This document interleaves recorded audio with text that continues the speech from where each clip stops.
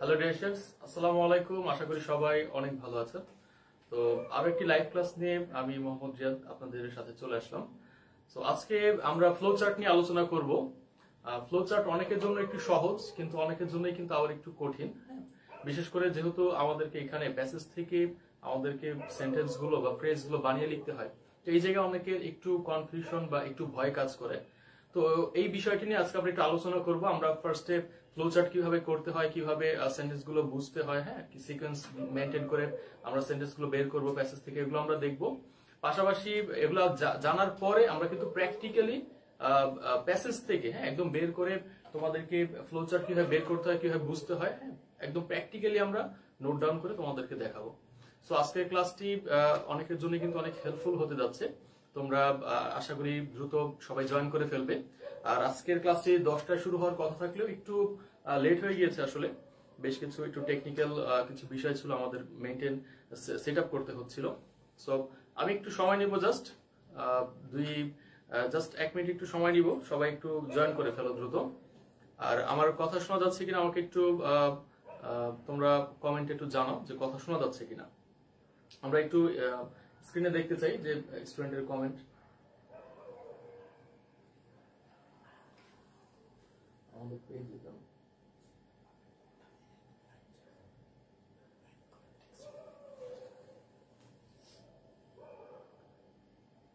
ওকে, আমাদের সাথে যারা যুক্ত হচ্ছেন আমরা জানিয়ে রাখি, আজকে কিন্তু ক্লাসটি খুব স্পেশাল। আমরা ফ্লো চার্ট নিয়ে ক্লাস করব। হ্যাঁ, ফ্লো চার্ট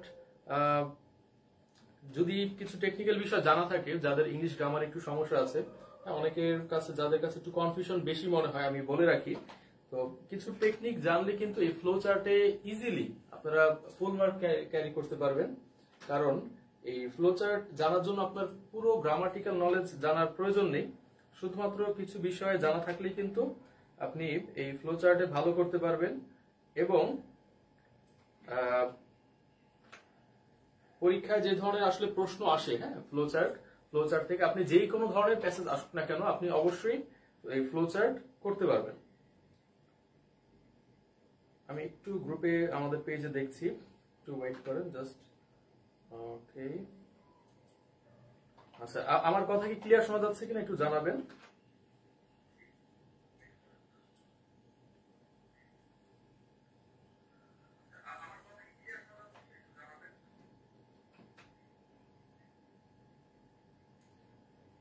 ওকে, হ্যাঁ সাইমন, আলহামদুলিল্লাহ ভালো আছি।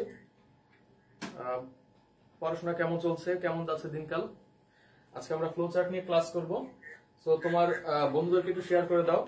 আর আরো আমাদের যারা স্টুডেন্ট আছেন, আমি একটু ওয়েট করছি, বেশি সময় নিব না, অল্প একটু সময় নিয়ে আমরা ক্লাস শুরু করে দিব। হ্যাঁ, যেহেতু আমাদের ক্লাসের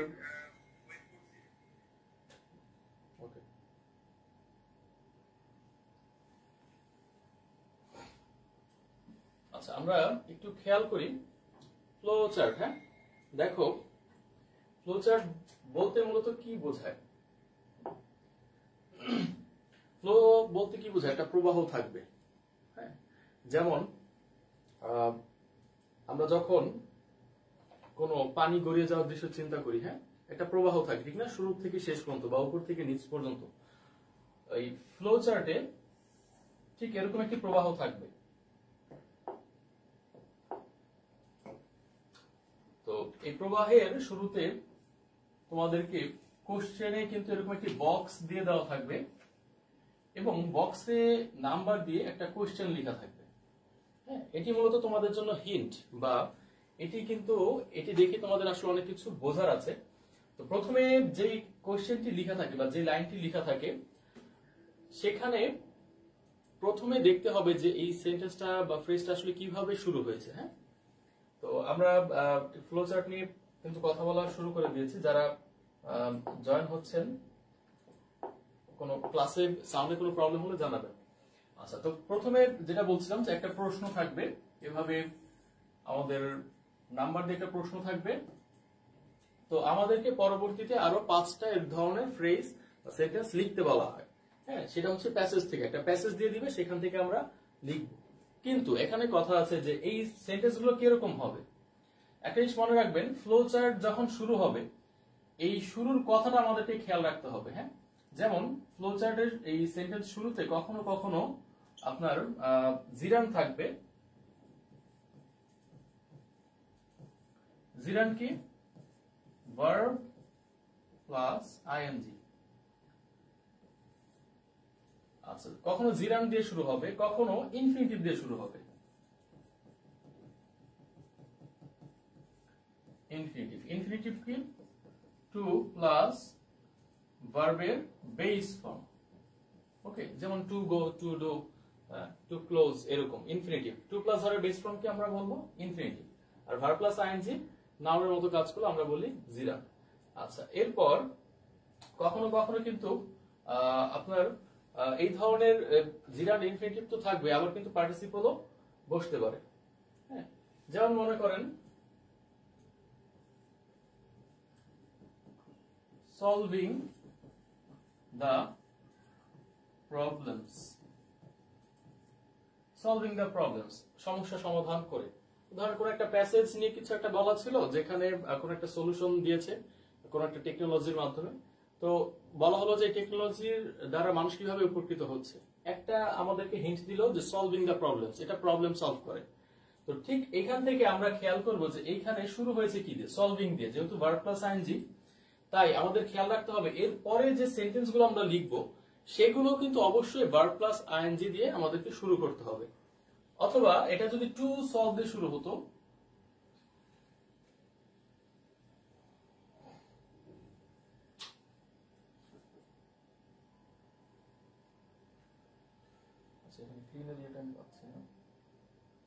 যেমন মনে করেন এখানে নিচে লিখলাম to solve the problems. To solve the problems এরকমটা যদি থাকতো, তখন আমরা দেখতাম যে প্রথমে যেহেতু ইনফিনিটিভ দিয়ে শুরু হয়েছে, পরে আমরা যে সেন্টেন্স গুলো লিখতাম এগুলো কিন্তু কি হবে? টু প্লাস ভার্বের বেস ফর্ম দিয়ে শুরু হবে। হ্যাঁ, আর এখানে লাইনের শেষে, প্রত্যেকটা লাইনের শেষে কিন্তু ফুল স্টপ দেওয়া যাবে না। ওকে, আর প্রত্যেকটা লাইনে আপনাদেরকে বক্স দিতে হবে এবং এরকম একটি অ্যারো চিহ্ন দিতে হবে। ঠিক আছে? এবং প্রথমে আপনারা এই প্রশ্নটা তুলে নেবেন। পরীক্ষার একটা অনেকের প্রশ্ন থাকে যে আমরা কি প্রশ্নে যেটা দেওয়া থাকবে সেটা তুলবো কিনা, নাকি নাম্বার 2 থেকে শুরু করব। আপনারা প্রথমে এই প্রশ্নে যেটা দেওয়া থাকবে লাইনটা, এই লাইনটা আগে তুলবেন, তারপর নাম্বার, এখানে নাম্বার দিবেন 2, 3, এভাবে নাম্বার দিয়ে বক্স করে করে কিন্তু লাইনগুলো লিখবেন। আর অবশ্যই আগে লাইনটা লিখে পরে বক্সটা করবেন, না হয় একটু ছোট বড় হয়ে যেতে পারে। সো এটা খেয়াল রাখবেন। তো কয়টা জিনিস বললাম। প্রথমত হচ্ছে লাইনের শুরুতে আমাদের জিরান্ড আছে নাকি ইনফিনিটিভ আছে এটা আমরা দেখে নিব। এরপর লাইনের শেষে কোনো ফুল স্টপ দিব না, নাম্বার 2, বক্স করব 4, আর অ্যারো দিব। ওকে, এই 5টা কন্টেন্ট মাথায় রাখতে হবে আমাদেরকে। এই 5টা হচ্ছে কি ফ্লো চার্ট করার একটা টেকনিক, এভাবেই করতে হয়। সো আমরা চলেন একটা ফ্লো চার্ট দেখি, আমরা একটা প্যাসেজ দেখি, এখান থেকে আমরা এখন ফ্লো চার্ট করব। ওকে, তো দেখেন এটা নিচে কিন্তু কোশ্চেনটা দেওয়া আছে। প্রশ্নটা আগে একটু যদি দেখেন কি বলছে, যে analysing data on students performance. Analysing data on students performance. তো এটার প্যাসেজটা কি নিয়ে? Advantages of AI in classroom. ক্লাসরুমে এআই এর সুবিধা, হ্যাঁ, আর্টিফিশিয়াল ইন্টেলিজেন্স, এটার যে সুবিধা, এটা নিয়ে মূলত হচ্ছে এই প্যাসেজটি। তো প্রথমে একটা সেন্টেন্স দিয়ে দিয়েছে, analysing data on students performance. আচ্ছা, একটা জিনিস খেয়াল করেন তো, যে এই যে একটা ফ্রেজ শুরু হলো, এটা থেকে তো আমরা সেন্টেন্স বলতে পারবো না, এগুলো ফ্রেজ, হ্যাঁ, যেহেতু কোনো ফাইনাইট ভার্ব নাই। আর একটা মূল কথা, এখানে কিন্তু কোনো ফাইনাইট ভার্ব থাকবে না। হ্যাঁ, এটাও একটা বিষয়। আচ্ছা,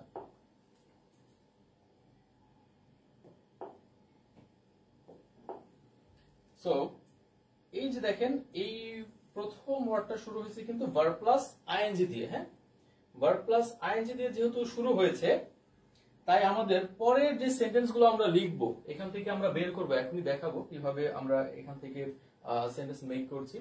প্রত্যেকটা কিন্তু এরকম ভার্ব প্লাস আইএনজি দিয়ে শুরু হবে। তো চলেন দেখি, আমরা এটা প্র্যাকটিস করার একটু চেষ্টা করি।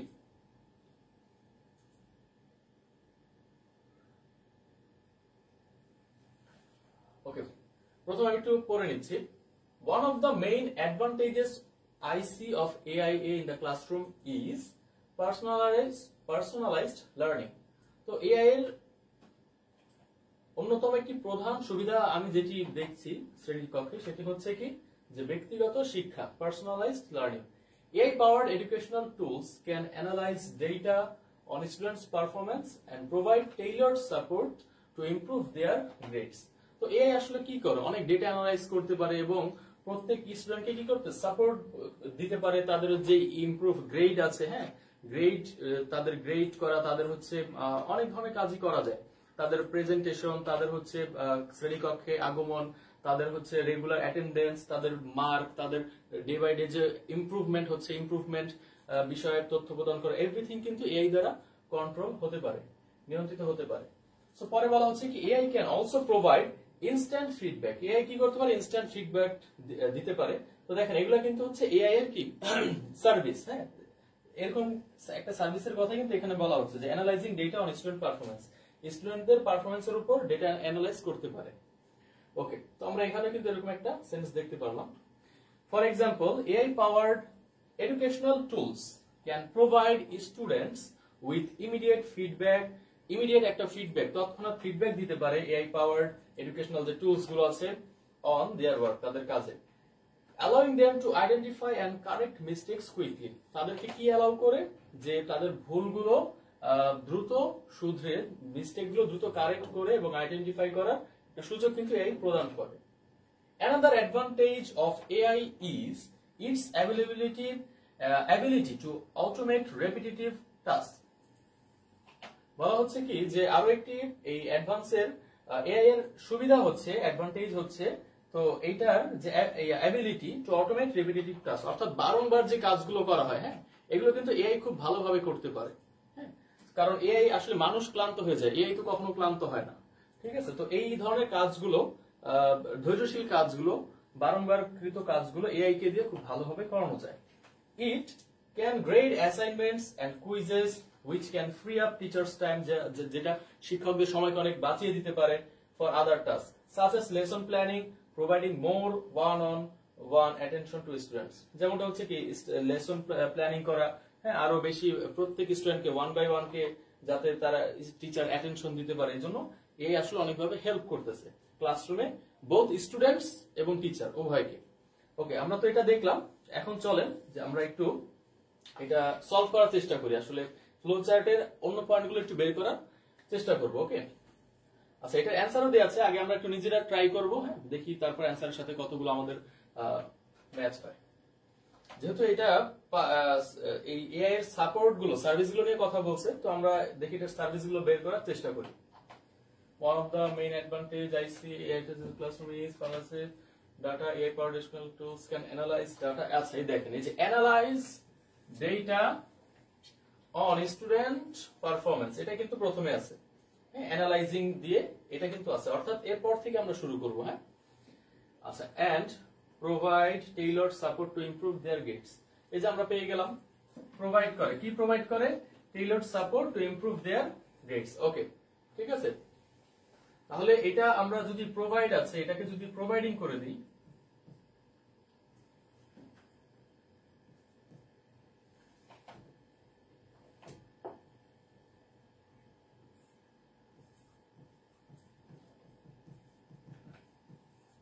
এটাকে আমরা করে দিলাম কি প্রোভাইডিং, হ্যাঁ প্রোভাইডিং টেইলরড সাপোর্ট, এতটুকু আমরা একটা পেয়ে গেলাম, অথবা পুরোটা লিখতে পারেন প্রোভাইড টেইলরড সাপোর্ট টু ইমপ্রুভ, এখানে দেয়ার আছে, দেয়ার এর পরিবর্তে আপনারা দিবেন স্টুডেন্টস, হ্যাঁ এখানে আমরা প্রোনাউন ব্যবহার করব না, আমরা এখানে স্টুডেন্ট দিয়ে দিব আর কি, দেয়ার এর পরিবর্তে আমরা স্টুডেন্ট দিয়ে দিব, যেহেতু স্টুডেন্ট পারফরম্যান্সের কথা বলা হয়েছিল। ওকে, তাহলে আমাদের কিন্তু একটা পয়েন্ট ডান। আসেন পরেরটা খুঁজে বের করি। AI can also provide instant feedback. ওকে, তাহলে এই যে প্রোভাইড ইনস্ট্যান্ট ফিডব্যাক, প্রোভাইড এটা আমরা লিখতে পারি যে প্রোভাইডিং ইনস্ট্যান্ট ফিডব্যাক। ওকে, এটার মতো এখানে ভার্বের বেস ফর্ম আছে, এটাকে আমরা করে দিব কি ভার্ব প্লাস আইএনজি, কারণ আমাদের এখানে শুরু হয়েছিল ভার্ব প্লাস আইএনজি দিয়ে, পরেরগুলো আমাদের কি করতে হবে, ভার্ব প্লাস আইএনজি দিয়ে বের করতে হবে।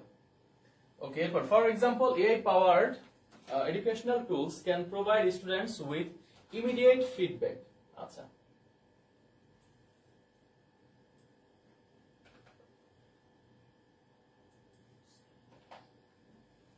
আচ্ছা এটা আমরা দিতে পারি, এখানে এটা বের করাই আছে, allowing them to identify and correct mistakes quickly. ওকে, এখান থেকে এতটুকু আমাদের আরেকটা হয়ে গেল। ওকে, এটা আমরা নাম্বার 3 তে দিব। allowing them to identify and correct mistakes quickly, যে তাদেরকে কি অ্যালাউ করে, যে ভুলগুলো দ্রুত শনাক্ত করে এবং কারেক্ট করে, হ্যাঁ, ভুলগুলো শুধরে দিতে পারে দ্রুতভাবে। ওকে, এটা একটা সার্ভিস এর। another advantage of AI is its ability to automate repetitive tasks. ওকে, আচ্ছা, তো দেখো এটার একটা অ্যাবিলিটি আছে কি, টাস্ক গুলোকে অটোমেটিক করা। হ্যাঁ, তো অটোমেট যেহেতু একটা ভার্ব, এটাকে কিন্তু আমরা ভার্ব প্লাস আইএনজি দিয়ে করতে পারি। সো এটা হতে পারে অটোমেটিং রেপিটেটিভ টাস্ক। ওকে, এটা আরেকটা আমরা পেয়ে গেলাম, অটোমেটিং রেপিটেটিভ টাস্ক। দেখছো, সো আমরা যখন প্রথম মূল বিষয়টা কি, আমরা প্রথম সেন্টেন্সটা যখন বুঝতে পারবো যে আসলে কি চাচ্ছে এই পুরো প্যাসেজ থেকে, যখন আমরা দেখবো যে কখনো একটা সার্ভিস সম্পর্কে জানতে বলা হবে, কখনো ওই কোনো ধরো কোনো একটা ব্যক্তির থেকে আসলো, তো ওই ব্যক্তির জীবনে কি কি করতো সেই বিষয়ে একটা কথা বলা থাকতে পারে। হ্যাঁ, তো যেটাই হোক না কেন আমরা ফার্স্ট সেন্টেন্সটা পড়ে কিন্তু সহজেই এই আইডিয়াটা নিব যে পরের গুলো আমরা ঠিক কোন ধরনের সেন্টেন্স গুলো নিব। ওকে, তো আমরা কয়টা দিয়ে দিলাম, automatic repetitive task, automating ING ই হবে না, অটোমেটিং রেপিটেটিভ টাস্ক। আচ্ছা, এটা একটা গেল। এরপর it can grade assignments and quizzes which can free up teachers time. ওকে, এরপর এই যে দেখো can grade assignments and quizzes. Okay, তাহলে আমরা এটা দিতে পারি grading assignments and quizzes. Okay, তাহলে আমাদের নাম্বার 5 পেয়ে গেলাম, আরেকটা বাকি আছে। ওকে, এটা একটু তোমরা ট্রাই করো, বলো দেখি এটা কি হতে পারে। আমি তোমাদের থেকে একটু অ্যান্সার নেই। আমি তো মোটামুটি 4টা করে দিলাম, লাস্ট ওয়ানটা তোমরা একটু করো, আমি একটু দেখি।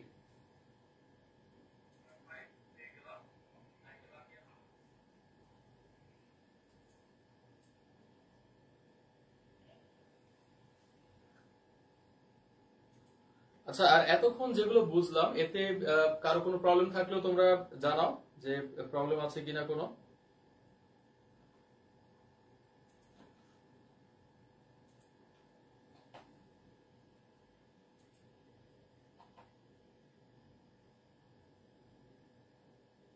ওকে, আচ্ছা দেখো পরেরটা করে দিচ্ছি।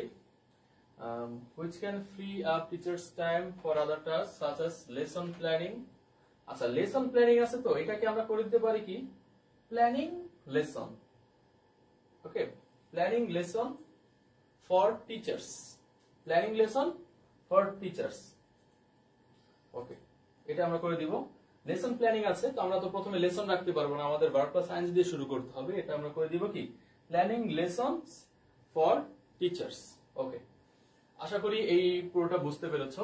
এখন চলো আমরা দেখি এটার অ্যান্সারটা কি আসলে। অ্যান্সারটা পরের পেজে দেয়া আছে, আশা করি আমাদের সাথে মিলবে। Okay, providing tailored support to improve grades. হ্যাঁ, এই লাইন থেকে কিন্তু আমরা একটা নিয়েছিলাম। হ্যাঁ, ওকে, এরপর giving instant feedback on students work. দেখো এটাও কিন্তু ভার্ব প্লাস, প্রত্যেকটা কিন্তু ভার্ব প্লাস আইএনজি দিয়ে শুরু করা। হ্যাঁ, প্রত্যেকটা ভার্ব প্লাস আইএনজি দিয়ে শুরু করা, এবং আমরা শেষে কিন্তু ফুল স্টপ দিইনি। সাবধান, ফুল স্টপ অনেক সময় লেখা শেষে মানে অভ্যাসগত কারণে আমরা ফুল স্টপ দিয়ে দিই, এটা করা যাবে না। Okay, giving instant feedback, helping student correct mistakes quickly. Okay, আচ্ছা, automating task like grading. Okay, এটা ওই যে এটা কমন পড়েছে, এটা আমরা দিয়েছিলাম অটোমেটিং। হ্যাঁ, এটা এই প্রোভাইডিং এটা কমন পড়েছে, আর এটা আমাদের সাথে কমন পড়েনি, বাট এটাও খুব ভালো একটা আনসার। বাট আমি বলবো যে এত বড়টা না দিয়ে তোমরা ছোট ওই 4 ওয়ার্ডের ওইটাই দিতে পারো, লাস্টে আমি যেটা দিলাম। সো গিভিং, এখানে কি বলেছে, giving teachers more time for lesson planning and professional attention to students. লাস্টে আমরা বলেছিলাম কি যে প্ল্যানিং লেসনস ফর টিচার্স, এতটুকু করে দিলে কিন্তু এনাফ। আচ্ছা, তো এখানে আসলে অ্যান্সার যেটাই থাক, আমি চাই যে তোমরা মানে একদম খুব ভালোভাবে বুঝো এবং নিজেরা করো, কারণ এটা তো অ্যান্সার দেয়া ছিল, বাট নিজেরা যখন করব তখন আমরা কিভাবে আসলে বুঝবো এবং কিভাবে অ্যান্সারটা করবো, এই জন্যই কিন্তু করা। সো আশা করি প্রথমে এটা তোমরা ভালোভাবে বুঝতে পেরেছো। আমরা আরো একটা প্র্যাকটিস করব। ওকে, আচ্ছা, এখানে আরেকটা প্যাসেজ দেয়া আছে। এবং শেষে কিন্তু দেখো সেন্টেন্সটা লিখে দেওয়া আছে, প্রশ্ন কি বলেছে যে involves individual or group activities. Involves মানে কি অন্তর্ভুক্ত করে, এটা কিন্তু ভার্ব দিয়ে শুরু হয়েছে। হ্যাঁ, তার মানে আমরা কি দেখলাম যে প্রথম এই ফ্লো চার্টের প্রথমে কি কি থাকতে পারে, জিরাম থাকতে পারে, ইনফিনিটিভ থাকতে পারে, আবার কিন্তু এই V1 এটাও থাকতে পারে। ওকে, ভার্বের প্রেজেন্ট ফর্ম দিয়েও শুরু হতে পারে, ভার্ব দ্বারা শুরু হতে পারে। তাহলে ইনভলভস অন্তর্ভুক্ত করে, কি অন্তর্ভুক্ত করে, ইন্ডিভিজুয়াল আর গ্রুপ অ্যাক্টিভিটিস। ওকে, প্রত্যেকের স্বতন্ত্র অথবা গ্রুপ অ্যাক্টিভিটিস গুলো ইনভলভ করে। আচ্ছা, তো এটাও কিন্তু একটা সার্ভিস নিয়ে কথা বলতেছে। তো আমরা আসলে দেখবো কি নিয়ে আসলে এই প্যাসেজটা। আমি একটু এখান থেকে পড়ে আসি। In civic engagement, issues of public concern are crucial. তো সিভিক এঙ্গেজমেন্ট, হ্যাঁ, নাগরিক সম্পৃক্ততার যে কাজগুলো আছে, তো পাবলিক কনসার্নের এই বিষয়গুলো কিন্তু খুব ক্রুশাল, খুব গুরুত্বপূর্ণ। সিভিক এঙ্গেজমেন্ট ইনক্লুডস, এই নাগরিক সম্পৃক্ততা এটা অন্তর্ভুক্ত করে কি কি বিষয়, দেখো, ইন্ডিভিজুয়াল আর গ্রুপ অ্যাক্টিভিটিস।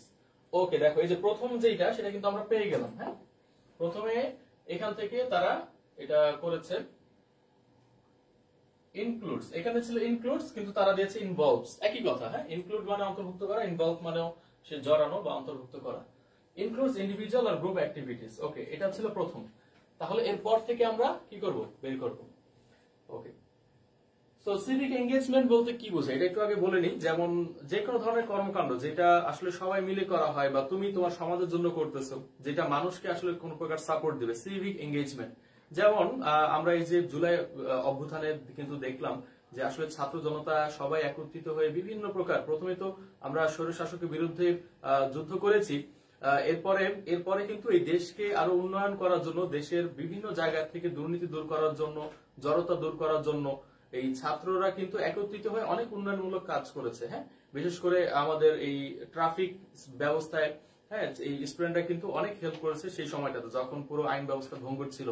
পরবর্তীতে বাজার তদারকি এবং প্রতিটা জায়গায় যে প্রকার সিন্ডিকেট গুলো ছিল সবকিছু ভেঙে দিয়ে, তো এই কাজগুলো মূলত কি জনগণকে সাপোর্ট দেওয়ার জন্য করা হয়েছিল, নিজের স্বার্থে না।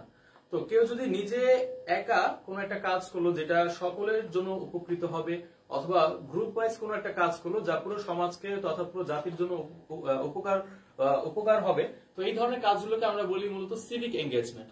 আর এই সিভিক এঙ্গেজমেন্ট এইটা কি কি বিষয়কে অন্তর্ভুক্ত করে বা এর সার্ভিস গুলো কি কি, এটা নিয়ে কিন্তু মূলত এই ফ্লো চার্ট। সো আমরা একটা দেখলাম যে ইনক্লুড ইন্ডিভিজুয়াল গ্রুপ অ্যাক্টিভিটিস। ওকে, এটা আছে ইনভলভস দিয়ে, আমরা পরে গুলো করব। এবং মনে রাখতে হবে যেহেতু এটা ইনভলভস দিয়ে শুরু হয়েছে, হ্যাঁ, ইনভলভস দিয়ে যেহেতু শুরু হয়েছে, একটা ভার্ব দিয়ে শুরু হয়েছে, ভার্বের একটা ফাইনাইট ভার্ব কিন্তু তাজা ভার্ব, হ্যাঁ, ভার্বের প্রেজেন্ট ফর্ম দিয়ে শুরু হয়েছে, পরে এগুলো আমরা ভার্বের প্রেজেন্ট ফর্ম দিয়ে শুরু করব। এখানে আইএনজি বা টু প্লাস ভার্বের বেস ফর্ম দিয়ে শুরু করলে ভুল হবে। ওকে, আমরা একটু পরে যাই। To protect public interest and change the way the community value itself. Okay, আচ্ছা, তাহলে এইখানে আরেকটা আমরা পেলাম change the way the community value itself. Okay, তাহলে এইটা আমরা করে দিতে পারি চেঞ্জেস, এটা আমরা করে দিতে পারি কি, changes the way the community value itself. তো এটা একটা সম্প্রদায় বা কমিউনিটি কিভাবে তাদেরকে মূল্যায়িত করে, এটা কি করে দিতে পারে, পরিবর্তন করতে পারে। হ্যাঁ, এই civic engagement. Okay, for example, if you are protesting against any unjust decision, কোন একটা আনজাস্ট অন্যায় ডিসিশনের বিপক্ষে তুমি যদি প্রোটেস্ট করো, of the local municipality such as raising taxes or an act that might work against people's interest. তো যেটা মনে করো যে কোন একটা ট্যাক্স বৃদ্ধি, ট্যাক্স রাইজিং, অথবা কোন একটা কাজ যেটা মানুষের স্বার্থের বিপক্ষে যাচ্ছে, ওই এরিয়াতে তুমি যদি এমন কোন একটা কাজের বিপক্ষে, এমন কোন একটা কি বলে অন্যায় বিরুদ্ধে যদি তুমি প্রোটেস্ট করো, ইউ আর সিভিক্যালি এঙ্গেজড, তুমি নাগরিকভাবে সম্পৃক্ত, মানে নাগরিক কাজে সম্পৃক্ত, and your action is considered a civic engagement, এবং তোমার কাজ এটা কিন্তু কনসিডার করা হবে, বিবেচনা করা হবে সিভিক এঙ্গেজমেন্ট, নাগরিক সম্পৃক্ততা হিসেবে। This protest can be done in different ways such as organising rallies. তো এই ধরনের প্রোটেস্ট গুলো বিভিন্ন ভাবে করা যায়, যেটা আমরা দেখে আসছি জুলাই গণ অভ্যুত্থানের পর থেকে বিভিন্ন ভাবে কিন্তু প্রোটেস্ট সারা দেশব্যাপী কি এখনো চলমান। যে কিভাবে হতে পারে, যে অর্গানাইজিং র্যালিস, হ্যাঁ, র্যালি অর্গানাইজ করে, কালেক্টিং সিগনেচার কালেক্ট করে, অর্থাৎ সকলের মতামত নিয়ে সিগনেচার কালেক্ট করে সেটা হচ্ছে প্রদান করা, হ্যাঁ, দায়িত্বশীলদেরকে এরকম কালেক্টিভ সিগনেচার মিন্স হচ্ছে সকলের সম্মতি অর্জন করা। মেকিং হিউম্যান চেইন, মানববন্ধন তৈরি করে। মানববন্ধন আমরা প্রায় দেখি না খবরে, যে কোনো বিষয় নিয়ে মানববন্ধন হচ্ছে, হ্যাঁ, টিএসসি তে বা রাজ্য ভাস্করদের সামনে বিভিন্ন গ্রুপ বিভিন্ন দল এসে তাদের দাবি দেওয়া উত্থাপন করে, প্রায় আমরা দেখি হিউম্যান চেঞ্জ। রাইটিং পিটিশন এবং হচ্ছে কি পিটিশন দায়ের করে ইত্যাদি ভাবে। You can also help control traffic in front of a school. তুমি আর কি করতে পারো, কোন একটা স্কুলের সামনে ট্রাফিক কন্ট্রোল করতে পারো। এটাও কিন্তু একটা সিভিক এঙ্গেজমেন্ট। হ্যাঁ, স্কুলের সামনে তুমি ট্রাফিক কন্ট্রোল করে দিলা, স্টুডেন্টরা এখানে যাওয়া আসা একটু সুবিধা হলো। হ্যাঁ, তো এটা একটা civic work. Help children to cross the road, স্টুডেন্টদেরকে রাস্তা পারাপারে সহযোগিতা করা। Work in a team or two clean a park or sea beach. তো কোন একটা সি বিচ, সমুদ্র সৈকত অথবা কোন একটা পার্ক ক্লিন করার জন্য কোন একটা টিমে কাজ করা। আমাদের দেশে কিন্তু এরকম কিছু টিম আছে যারা এরকম নির্দিষ্ট সময় অন্তর অন্তর বিভিন্ন জায়গায় তারা পরিষ্কার কার্যক্রম চালায়। হ্যাঁ, তো এই ধরনের কাজে সম্পৃক্ত হতে পারলেও কিন্তু আমরা কি সমাজের জন্য বা দেশের জন্য কাজ আমাদের করা হবে। এগুলো আমার সিভিক্যালি এঙ্গেজড হিসেবে এগুলো কাউন্ট হবে। You can also give some services to elderly people. তুমি আর কি করতে পারো, এল্ডারলি পিপল যারা তোমাদের থেকে বয়সে বড় যারা, তাদেরকে কি করতে পারি আমরা, তাদের সেবা করতে পারি। These are all examples of civic engagement as what you do directly affect the community. তো এইগুলাই হচ্ছে আসলে বিভিন্ন সিভিক এঙ্গেজমেন্ট, নাগরিক সম্পৃক্ততার উদাহরণ, যা সরাসরি ভাবে এই যে একটা কমিউনিটিতে, একটা সম্প্রদায়কে প্রভাব ফেলতে পারে। ওকে, সো এই প্যাসেজটা আমরা পড়লাম। এখন আমরা যেটা করব, এখন আমরা হচ্ছে উত্তর বের করা শুরু করব, যে changes the way the community value itself. এটা একটা। ওকে, তোমরা একটু কমেন্ট করো দেখি। একটা তো আমি একটু আগে করে দিয়েছিলাম, এটা তোমরাও আগে আমাকে বলো। হ্যাঁ, আমি তোমাদেরকে 30 সেকেন্ড সময় দিলাম, দেখি কে কয়টা বের করতে পারো। তোমরা একটু কমেন্টে জানাও।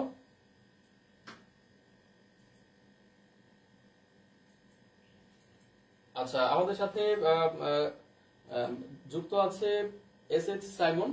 সাইমন, এই ক্লাসে তুমি সব পড়া বুঝতে পারছো কিনা, আর কোনো প্রবলেম থাকলে অবশ্যই জানাবে। হ্যাঁ, আলহামদুলিল্লাহ ভালো আছি। ওয়ালাইকুম আসসালাম। আর এই ফ্লো চার্টটা কিন্তু আগেরটা থেকে একটু ডিফারেন্ট। হ্যাঁ, আগেরটাতে কি ছিল, ভার্ব প্লাস আইএনজি জিরান দিয়ে শুরু হয়েছিল। এটা কিন্তু ভার্বের বেস ফর্ম প্রেজেন্ট ফর্ম দিয়ে শুরু হয়েছে। তো এখানে কিন্তু প্রত্যেকটা ওয়ার্ডের শুরুতে, সেন্টেন্সের শুরুতে তোমাকে ভার্বের প্রেজেন্ট ফর্ম দিয়ে শুরু করতে হবে। হ্যাঁ, সো আমি চাবো যে যারা আমাদের সাথে লাইভটি কন্টিনিউ করছো, যারা ক্লাসটি দেখছো, সো অবশ্যই তোমরা একটু ইয়া করো, যে তোমরা কমেন্ট করো পরবর্তী উত্তরগুলো কি হতে পারে। আমি একটু তোমাদের প্রশ্নের অ্যান্সার গুলো দেখতে চাই, যে তোমরা আসলে বিষয়টা বুঝতে পারছো কিনা।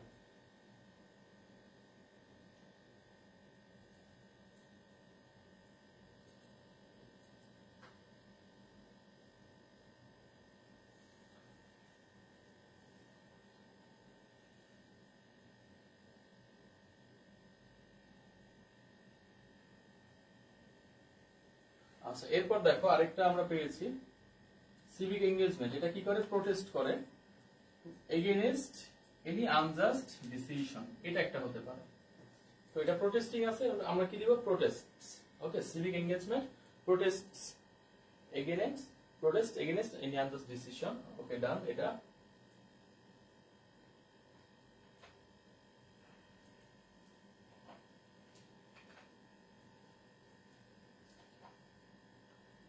ওকে। এরপর দেখো এই যে অর্গানাইজিং।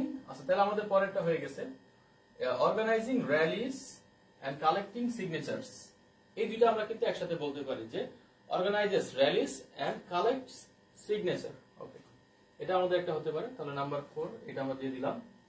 এবার বলছে কি, making human change writing petitions. Okay, so এটা আমরা দিতে পারি যে মেক্স, আইএনজি কেটে আমরা কি লিখবো, makes human chain and writes petition. এটা আমরা দিতে পারি। তাহলে আমাদের হয়ে গেল আরো একটা, আমাদের আরেকটা বাকি থাকবে। You can also help control traffic in front of school, help children to cross the roads. Okay, work in a team to clean a sea beach. Okay, this all are example of civic engagement. আমাদের আরেকটা লাগবে, আমরা already কয়েকটা পেয়েছি।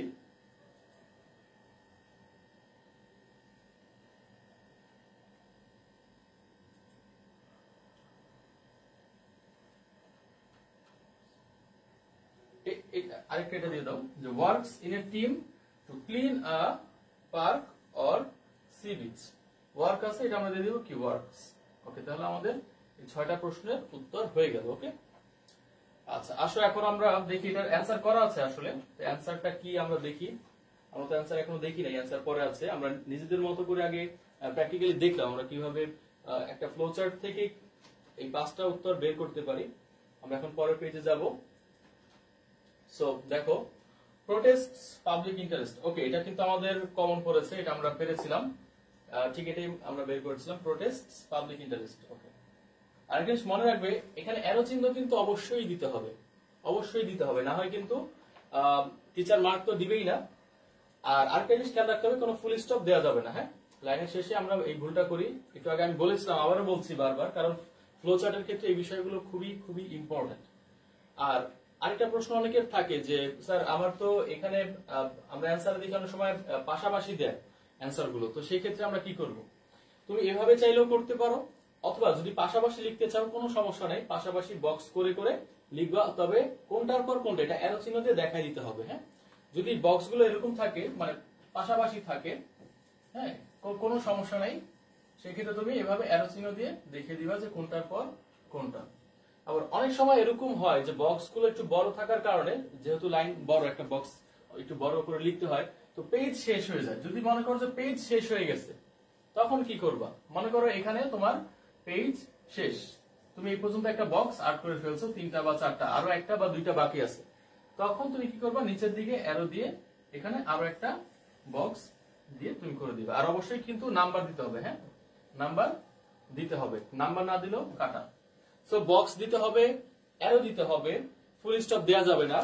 আর সেন্টেন্সে এই যেহেতু এগুলো ফ্রেজ, সেন্টেন্সের মতো, ফ্রেজে কোনো ফাইনাইট ভার্ব দেওয়া যাবে না। আর ফাইনাইট ভার্ব দিয়ে যদি শুরু হয় তাহলে কিন্তু ফাইনাইট ভার্ব থাকবে, অর্থাৎ শুরুতে। আর খেয়াল রাখতে হবে প্রথমে কি দিয়ে শুরু হচ্ছে, যেহেতু প্রেজেন্ট ভার্ব দিয়ে শুরু হচ্ছে, সবগুলো আমাদের এই ভার্ব দিয়ে শুরু হবে। চেঞ্জেস, প্রোটেক্টস, ইনভলভস, যদি আইএনজি থাকতো ইনভলভিং, চেঞ্জিং, প্রোটেক্টিং, এভাবে আমরা অ্যান্সার করতাম। সো দেখো পরেরটা কি আছে, includes protest against unjust activities. Okay, ঠিক আছে, সুন্দর answer. Affects the community directly. আচ্ছা, এটা একটা সুন্দর অ্যান্সার। এফেক্টস, সিভিক এঙ্গেজমেন্ট কি করে? এই কমিউনিটিকে সরাসরি ভাবে প্রভাব ফেলে কমিউনিটিতে। Involves academic program or volunteerism. আচ্ছা, কি ইনভলভ করে? যে একাডেমিক প্রোগ্রাম অথবা ভলান্টারিজম। আচ্ছা, তো আমরা মোটামুটি অনেক কিছু দেখলাম। আচ্ছা, ভলান্টারিজম মানে কিন্তু স্বেচ্ছা প্রণোদিত কাজ, নিজে স্বইচ্ছায় কোনো প্রকার আর্থিক কোনো প্রকার লেনদেন ছাড়া, স্বার্থ ছাড়া যে কাজ করা হয়। আর একাডেমিক প্রোগ্রাম বলতে বোঝানো হচ্ছে অনেক সময় স্কুলের বা কলেজের কিন্তু ভার্সিটিতে এই ধরনের কিছু সিভিক এঙ্গেজমেন্ট দেওয়া হয়। হ্যাঁ, যেটা হচ্ছে একদম মানুষের সাথে মিশে, হ্যাঁ একদম প্র্যাকটিক্যালি অভিজ্ঞতা নিয়ে সেই অভিজ্ঞতাগুলো অ্যাসাইনমেন্ট আকারে প্রদান করতে হয়। তো আসলে এই সিভিক এঙ্গেজমেন্ট এটা একাডেমিক প্রোগ্রামের সাথেও কি, একাডেমিক প্রোগ্রামেও এই বিষয়গুলো ইনভলভ করে, এটাই বলা হচ্ছে। ওকে, সো এই পর্যন্তই আজকের ক্লাস। আমরা মোটামুটি 2টা প্যাসেজ কিন্তু সলভ করে ফেললাম। হ্যাঁ, তো কারো কোনো প্রশ্ন থাকলে অবশ্যই তোমরা করতে পারো। আমি একটু তোমাদের কমেন্ট দেখবো, কেউ কোনো কিছু জানতে চেয়েছো কিনা। আর 2টা প্যাসেজের কোথাও কোনো প্রবলেম থাকলে বা বুঝতে সমস্যা হলেও কিন্তু জানাতে পারো।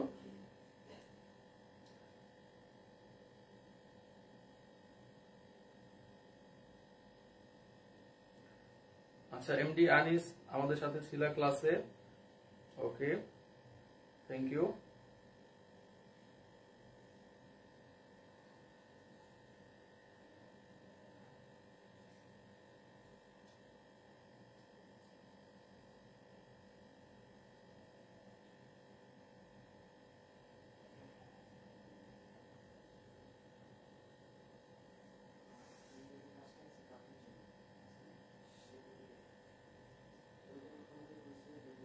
আচ্ছা, তো ফ্লো চার্ট নিয়ে আজকে এতটুকুই ছিল আমাদের ক্লাস। আশা করি সবাই বুঝতে পেরেছেন। আর এই প্যাসেজের, এই ফ্লো চার্টের এই প্যাসেজের পাশাপাশি আমাদের কিন্তু আরো একটি প্যাসেজ রয়েছে। হ্যাঁ, এটি তোমাদের জন্য কিন্তু আমরা পিডিএফ সেকশনে দিয়ে দিব। এখানে ফুল একটি প্যাসেজ, এই আরো অনেকগুলো প্র্যাকটিস, প্রায় 10টা বা 13টার মতো আছে এখানে। এখানে আবার বাংলায় খুব সুন্দর করে বুঝিয়ে লিখে দেওয়া হয়েছে। হ্যাঁ, যে এই ফ্লো চার্ট কিভাবে লিখতে হয়, হ্যাঁ এভাবে নিয়ম করে করে আমরা লিখে দিয়েছি। তো এই সুন্দর প্যাসেজটি কিন্তু আব্দুল সোবহান স্যার তোমাদের জন্য তৈরি করে দিয়েছে অলরেডি। হ্যাঁ, তো এই পিডিএফটি কিন্তু তোমরা আমাদের যে পিডিএফ সেকশন আছে আমাদের ওয়েবসাইটে, সেখান থেকে তোমরা পেয়ে যাবে আমাদের কোর্সে যারা এনরোল করবে। আর এই পিডিএফ যদি তোমরা ফেসবুকে প্রয়োজন হয়ে থাকে, ফেসবুকে যদি কমেন্ট করো আমরা সেখানেও ইনশাল্লাহ দিব। তো তোমরা এই পিডিএফটি যাদের প্রয়োজন তোমরা কমেন্টে জানাও। হ্যাঁ, এই পিডিএফ এ ফ্লো চার্ট সম্পর্কে অনেক বিস্তারিত বলা হয়েছে, ফ্লো চার্টের অনেকগুলো প্র্যাকটিক্যাল এক্সাম্পল দিয়ে দেওয়া হয়েছে, এবং এখান থেকে খুব এক্সক্লুসিভ কিছু সাজেশন দেওয়া হয়েছে যেখান থেকে তোমাদের পরবর্তী পরীক্ষায় কিন্তু তোমরা একটা মানে বলাই যায় যে এখান থেকে যদি প্র্যাকটিস করো ইনশাল্লাহ একটা তোমরা কমন পাবে। এইভাবেই এই ফ্লো চার্টের পুরো লেকচারটি তৈরি করা হয়েছে। ওকে, সো যাদের প্রয়োজন আছে তোমরা অবশ্যই জানাও। আর হচ্ছে আমাদের সাথে ইনশাল্লাহ তোমরা প্রতিদিন লাইভ ক্লাসে জয়েন করবে, তোমাদের বন্ধুদেরকে আরো শেয়ার দিবে। আর তোমাদের যে কোনো প্রবলেমের সলিউশনের জন্য কিন্তু ইনশাল্লাহ আমরা আছি। তো আজকের ক্লাসটি এই পর্যন্তই। আর প্রতি সোমবার কিন্তু তোমাদের সাথে ইংলিশ ক্লাসে আমি থাকবো। হ্যাঁ, প্রতি সোমবার এই রাত 10টায় তোমরা ইংলিশ ক্লাস করার জন্য ওকে অন্যান্য কাজ থেকে ফ্রি হয়ে থাকবে। তো ইনশাল্লাহ দেখা হচ্ছে পরের ক্লাসে। সবাই ভালো থেকো, আসসালামু আলাইকুম।